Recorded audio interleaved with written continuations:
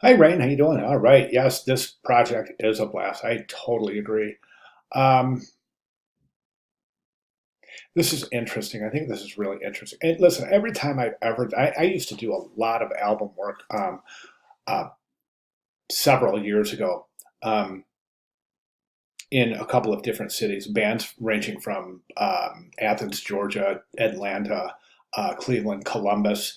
And one of the things that I used to always do, I had some pretty successful work and some pretty big names, bands that you likely have heard of. But one of the things I always used to do before I would start any project for album artwork is I would sit down with headphones and I would listen to the entire album through a couple of times.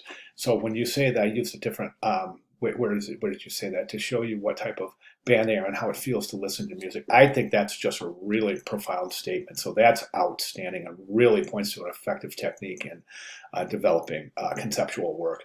Um, Okay, for example, yeah, aesthetic model. Okay, so your descriptions make great sense. So let's jump right to the work. Okay, so we've got this is nice. I think all of them are great. One thing I'm seeing in all three of your examples, though, are the fact that the typography is so prominent in each of these. It's actually taking away from the artwork in the background. I would really take it easy on the type. I mean, right now the type is overwhelming the composition in terms of hierarchy.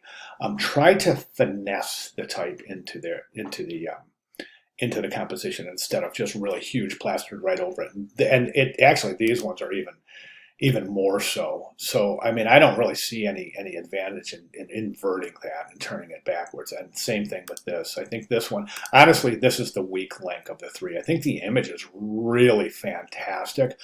Um, the typography, though, I think I would definitely work on the typography on all three pieces. I try to make them less prominent and let the image do a lot of the speaking instead of covering the image and almost hiding the image with the typography. Also experiment with different typefaces. I noticed that you're using the same typefaces. So experiment with typefaces. Okay, good technique here. It looks like you've added this. I'm not sure what blending mode that is, but that's excellent. Some really good techniques. If you want to just keep experimenting with blending modes, you'll come up with some fantastic. Um, a really great technique is to duplicate the layer several times and add different blending modes to each layer. So you're stacking blending modes, getting some really interesting uh, results there. And I love this. I think this is fantastic. I think the color of the type is a little bit too much, though. It's again, it's stealing the show away from the image. So let's really dial back the typography on all three. Again, I think this image is just fantastic. Again, I think that we could do some things, even though this is a grayscale image, see if you can work some blending mode techniques into this.